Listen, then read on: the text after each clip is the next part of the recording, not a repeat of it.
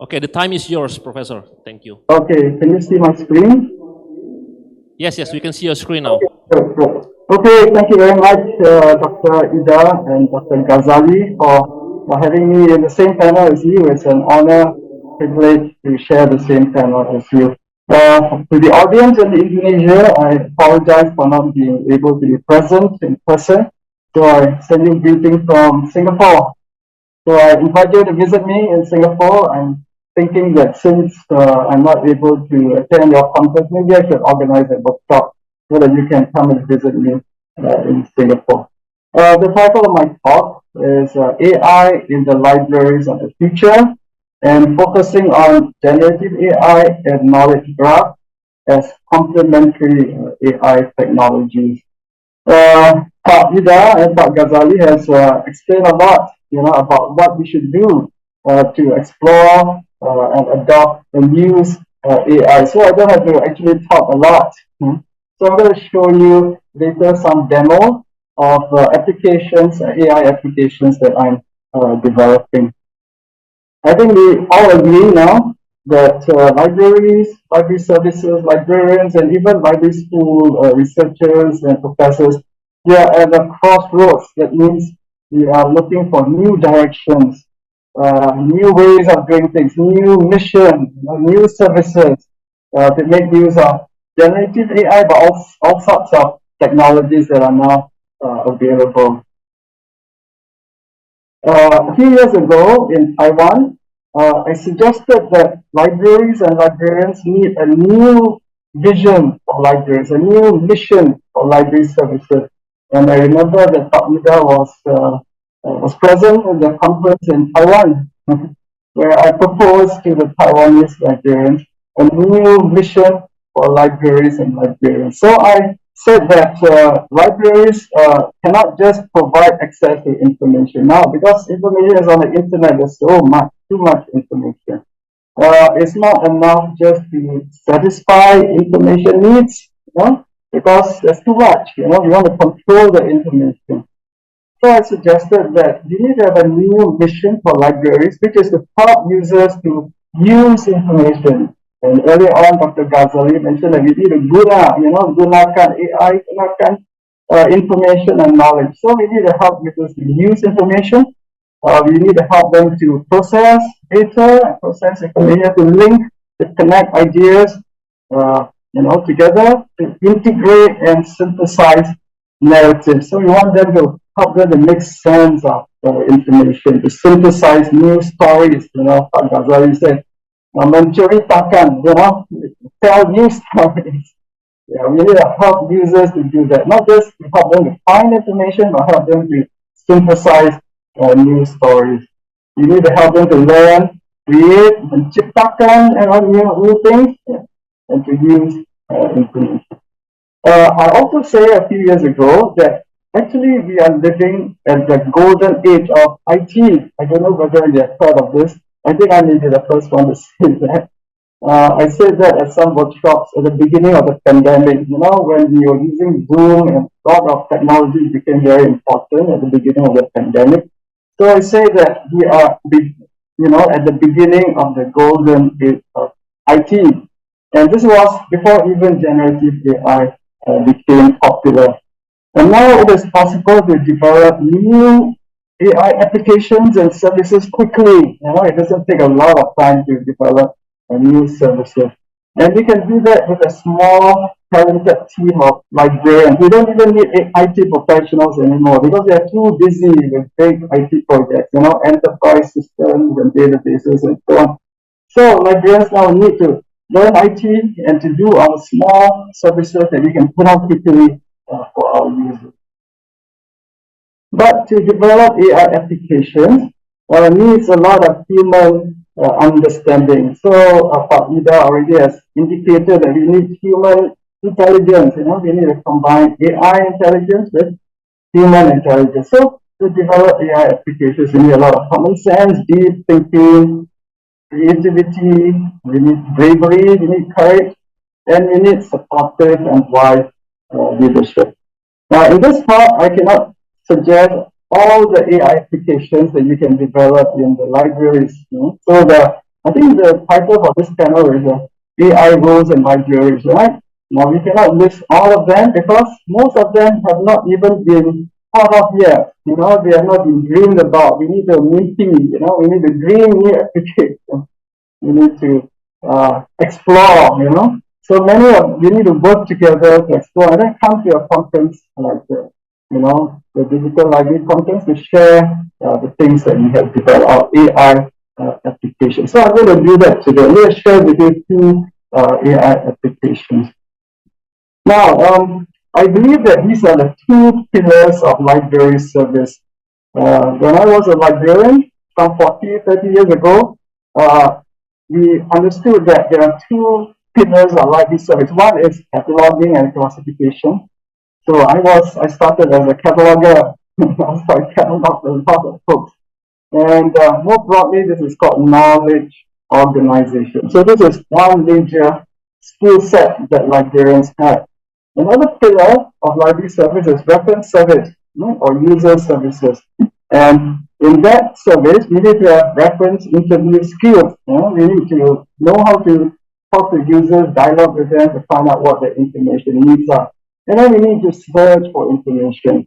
Quite often, we need to search on the internet and online databases. Okay?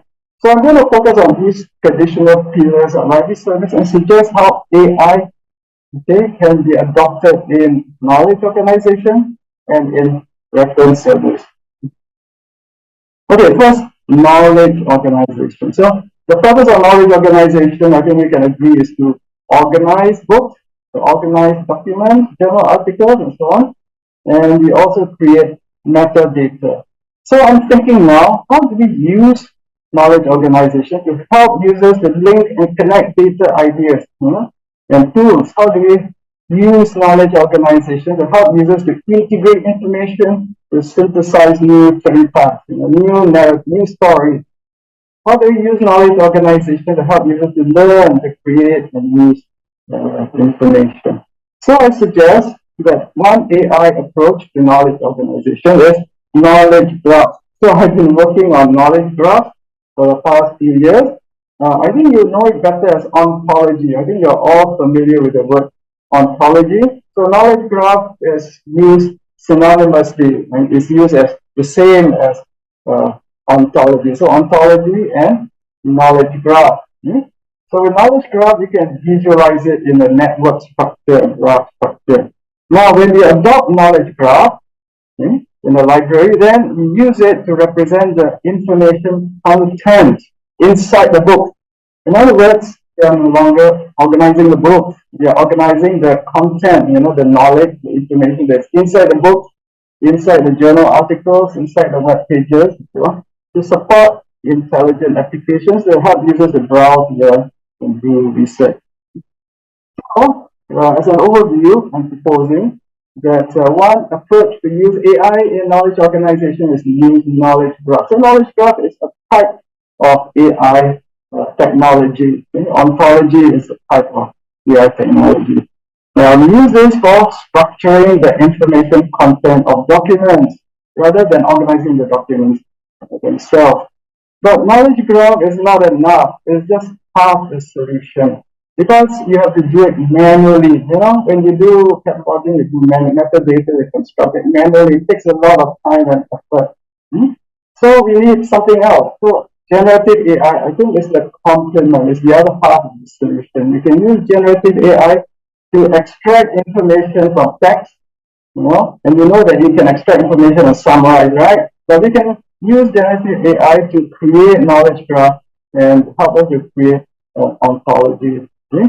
So I'd like to suggest that these are two approaches that you can use in adopting AI or exploring AI. In knowledge organization, we use knowledge graphs and graph visualization. And then for reference and online searching, I think we need these skills in order to use generative AI. Because in generative AI, you need to create good prompts, right? You need to give clear instructions to ChatGPT to get it to do the useful work that we need it to do. So I am using generative AI to extract information from textbooks, from journal articles, in order to create this knowledge graph to display to the user. Yeah? And we also use ChatGPT to synthesize and to create good stories, right? Good narratives. But right now, ChatGPT just create stories anyhow, right? You just create any kind of stories you like.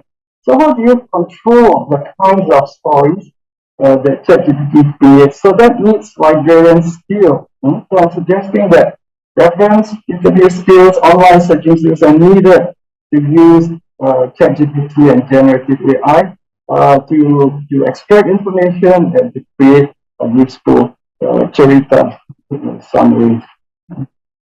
Okay, first about knowledge graph. What is a knowledge graph? My own definition is this: it is a social network.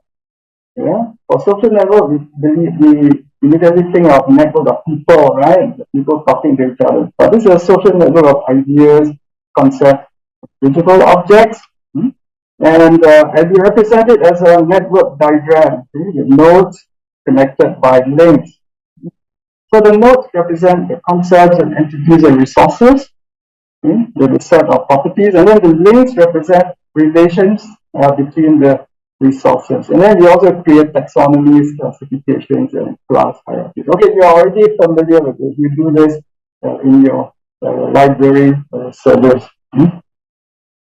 I mentioned earlier that ontology and knowledge graph are the same things, but I wrote a paper last year published in Information Technology and Libraries, and I suggested that they should be different. So ontology is more focused on AI, logical thinking, and so on. So it's very hard. Ontology is very hard to create, very hard to understand. So I suggest that knowledge graph can be something more informal, easygoing. It's supposed to support user, more user-friendly, and is represented as a network structure. Okay, you want to know more about this, you can first read my paper, it's open access. So in the past few years, when we were housebound during the pandemic, we couldn't go out, right? So I developed a few projects using knowledge graph in order to show librarians in Singapore how to use AI create AI applications in libraries. So the first knowledge graph was this Zubir Said knowledge graph. Zubir Said actually was an Indonesian, but he came to Singapore and became a well-known movie music composer. And he composed the national anthem. So we just had the National Day recently, and Indonesia also had the National Day, and so the national anthem became very important. It's important at this time of the year. So he composed a national anthem, and his family donated his archives, his manuscripts, his music, to an organization called Nanyang Academy of Finance. So they invited me to help them to create a digital, archive for Zubir site. So I created a knowledge graph, and I will show it to you briefly. I also work with the National Library to create a social network of famous Singaporeans using biographies. The National Library has some 450 biographies of pioneer Singaporeans. So we are still working on it to develop a social network of pilots based on the text in the biography. The biggest project, most ambitious one that I'm working on is on traditional herbal medicine. So we started with Chinese herbal medicine, TCM, traditional Chinese medicine. And we also include we obtain some Indonesian data, Malaysian data, so lots of Indian data, and I'm also talking with Thai, so that we can link all this herbal information together across languages. Then lastly, I'm looking at how to extract information from journal papers. How do we extract the research results, so that we can summarize these research results and make sense of these research results, and also integrate research results from across different papers. Right, first, Zubir Site's personal archive. I created a visualization interface to the digital archive. So I use knowledge graph to link resources and concepts to show relationships, and then I hope that it will help users to create stories about Zubir Site. So let me give you a demo. Okay, here. So let me select the national anthem, Majula Singapura. Yeah, so you can see that this is a graph visualization. We have Majula Singapore here in the center. And you can see that for Majula Singapura, the class is called what? Musical work. I don't know whether you can see or not. Okay, but I'll read it to you. Okay, so this is musical work. And then for this musical work, there are many scores. Okay, there's one score, here's another score, there's another score. So let's just take this one. Okay? So this is Majula Singapura, the city council number score. Okay? So we call this a score, but I think you may be more familiar with the word expression. Expression. So these are different expression, different scores. And for some scores, we have different performances. So this is a performance. Yeah, performance is also an expression. So maybe some of you are beginning to realize that I'm using FRPR. I'm using FRPR that you are, I think, familiar with to structure this ontology, this knowledge graph. So yeah, Majula Singapore is the work, and then here we have the expression. And this link, I call it score, but if you look at the metadata, it is realization, right? Yeah. So the link between the work and the expression is called a realization. And then after expression, what do you have? You should have manifestation, right? Yeah.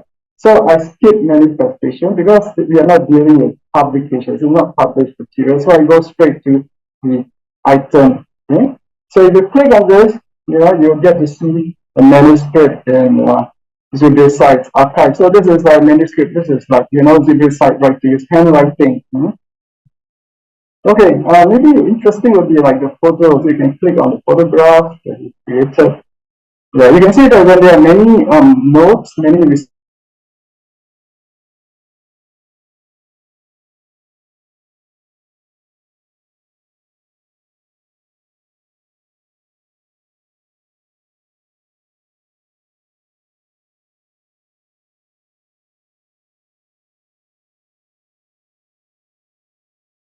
right? So he contributed this, his family contributed to the archive. So you can see who are in the photograph. You can see the letters he wrote. Okay, it's becoming very complicated, right? So the letters he wrote about Manjula, about his composition, and so on. You can see that there's this letter here. I think we can read the letter because he wasn't Indonesian. Oh, this is English. Okay. Please say I want to express thanks for giving me $2,000 for composing the Manjula.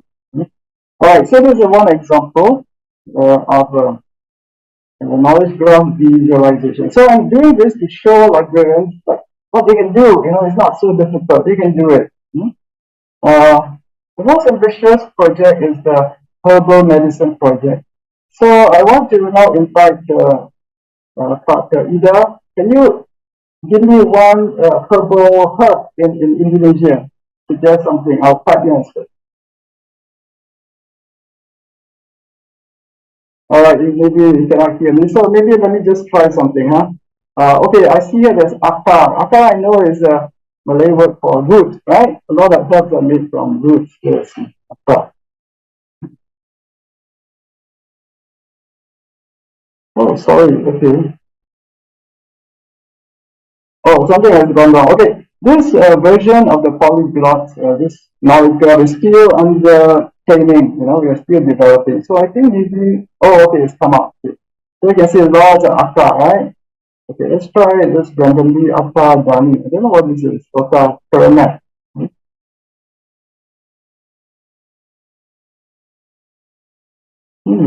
Okay, it's a bit slow. I don't know why. Okay. Because this is our new version of our database. So yeah. You can see that this alpha Paramet. Okay, but not a lot of data. Okay, so our data from Indonesia is not very rich. So I'm looking for collaborators in Indonesia to contribute data about herbal medicine. But you can see there's a link to a Chinese medicine. Okay? So the purpose of this knowledge graph is to link herbal medicines across the whole of Asia. Okay, let's see what this Chinese medicine is. Okay, you can see that this is the scientific name. Okay? And there are, I see there are a few Indonesian herbs, but also a few Chinese herbs that is related to, and you can see that there's this scientific name. So if I click on it, maybe I can see what other herbs are linked to this scientific name across different languages. Okay, I'm not very lucky. So you can see that this herb, there's only like one Chinese medicine.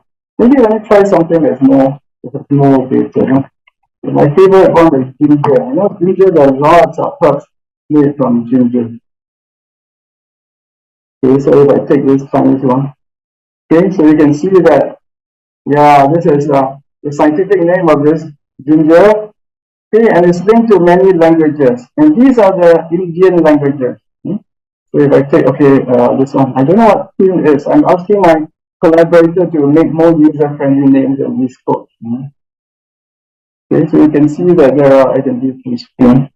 Okay, so using this interface, we are studying the links across the area of different herbal medicines and what is similar and what is different about them. Because some of them are made from the root, some are made from the leaf, you know, and so on. This is English. Yeah. Oh, okay. All right. So let me go back to my slide. Okay. All right. So aside from that, we also, I told you, extract information from biographies, okay, from the National Library database. Yeah. And so you can see biographies and links of social network of people. But this one is done manually, so it's very difficult.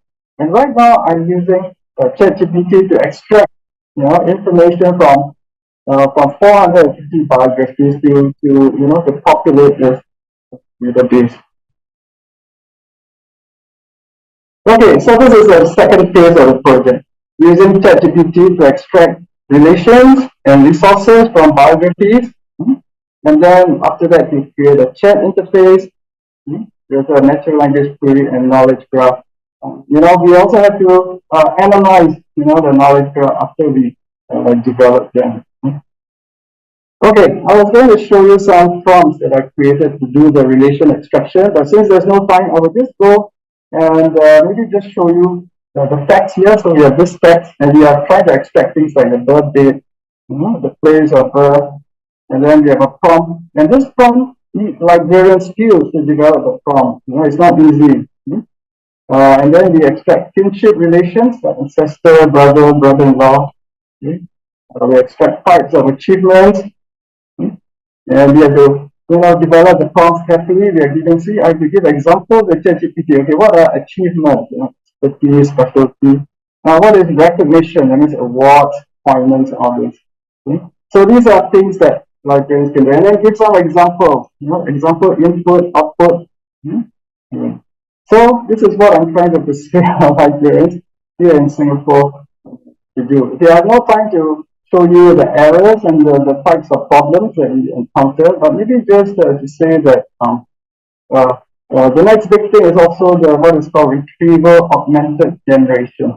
So in other words, we are using ChatGPT to extract information from our knowledge graph, but also to integrate it, to combine it with information from other sources to make stories, to write the charita.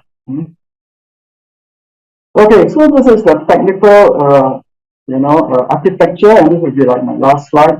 I'm proposing that librarians now need to learn enough IT to implement these knowledge graph and AI applications. So I recently, last semester, I ran a new course called AI application development to teach librarians how to develop some applications on the web quickly, even by themselves, but easier if you have a small group of persons. So the application will have the user interface, and then here we have the database, but also now ChatGPT and cloud services.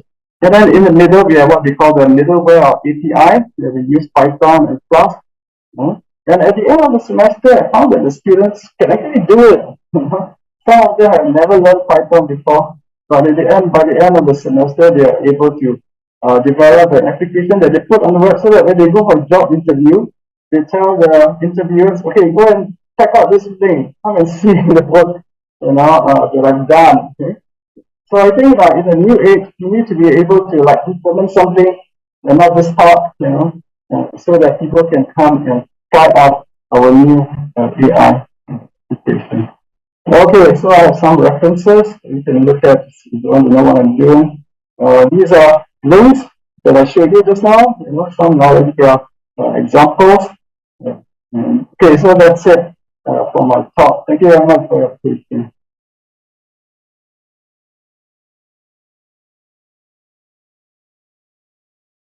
AI. So please allow me to summarize your presentation in Bahasa Indonesia to our audience. Oke, thank you. Jadi yang disampaikan oleh Profesor Khoo ini terkait ada sesuatu yang sangat menarik sekali terkait dengan pemanfaatan generative AI dan knowledge graph ya sebagai teknologi pendamping AI. Jadi sekarang ini Profesor Khoo menjelaskan bahwa perpustakaan itu sekarang ada di crossroads, ada di persimpangan ya. Jadi kita punya role baru di sini. Role barunya itu tidak hanya kalau di role tradisional kita adalah mengelola buku. Saat ini kita juga melakukan yang namanya membuat link untuk data, ide, pengguna dan toolsnya ya. Dan kemudian dengan tools ini kita juga mengintegrasikan informasi dan juga membuat sintesa narasi ya. Kemudian dengan adanya AI, generative AI itu sebenarnya kita semua pustakawan itu sangat mungkin untuk membuat aplikasi dan aplikasi webnya dan layanan sendiri, services ya. Jadi kita bisa membuat aplikasi web dengan bantuan generative AI. Dan kemudian tadi Profesor Khoo juga menjelaskan bahwa membuat ontologi atau membuat knowledge graph itu sebenarnya pekerjaan yang sangat sulit ya, membutuhkan waktu ya. Tetapi dengan adanya AI ini adalah kesempatan kita menggunakan tools generative AI itu untuk membantu kita mengekstraksi informasi dari koleksi yang kita punya. Kemudian itu bisa di-generate menjadi sebuah knowledge graph yang mungkin akan sangat berguna bagi user kita untuk mengeksplor ide-ide. Di perpustakaan kita tuh punya koleksi banyak kita kalau saya benang merahkan dengan apa yang dijelaskan oleh Pak Dr. Ghazali adalah kita punya repositori tetapi kita belum mengolahnya dengan baik. Ya, jadi dengan adanya tools generative AI kita bisa ambil data repositori kita dengan AI, kemudian kita bisa membangun knowledge graph ilmu pengetahuan kita sendiri. Mungkin seperti itu ya. Berikutnya mungkin kita ada diskusi tanya jawab ya.